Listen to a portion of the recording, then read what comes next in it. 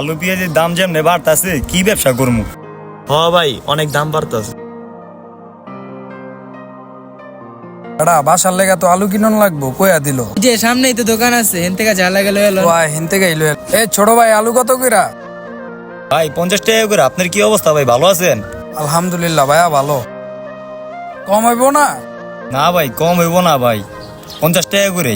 আরে 1 কেজি দাও, 40 টাকা রাখো। আচ্ছা লন। দাও 1 কেজি দাও। এ ছোট ভাই, ভালো দেখা দিও আলু। আচ্ছা ভাই, আচ্ছা।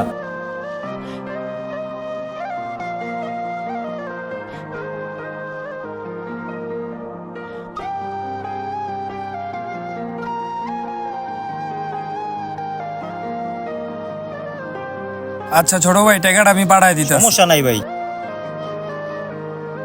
ভাই আসসালামু আলাইকুম। ভাই পিস কত? 60 টাকা কইরা। 50 টাকা হয় না ভাই? দুরু মিয়া কি কইতাছেন? 50 টাকা কেজি পেঁয়াজ আছে নি বাংলাদেশে? দুরু মিয়া 50 টাকা পেঁয়াজ আনতে পারছি নি মিয়া। কোন জায়গায় বেচে 50 টাকা পেঁয়াজ মিয়া? সামনে যান। তাইলে আর পেঁয়াজ ভর্তাটা ভাতটা খাওয়া হইলো না, পেঁয়াজের দাম বেশি। তাহলে আলুই নেই, আলু ভর্তাটা ভাত খামো না। ভাই তাহলে আলুর কেজি কত? এই বেটা, তো আলু পেঁয়াজ কিছুই বেচবো না। সাত সকালবেলা মাথাটা গরম করলো, সামনে যা। আচ্ছা ভাই চাইতেন না, আমি যাইতেছি গা। কিছু ব্যবসায়ী আছে গরিব মানুষদের সাথে এরকম ব্যবহার করে। যার টাকা আছে তারা মনে করে মানুষ, আর যার টাকা নাই তারা মনে করে বন মানুষ।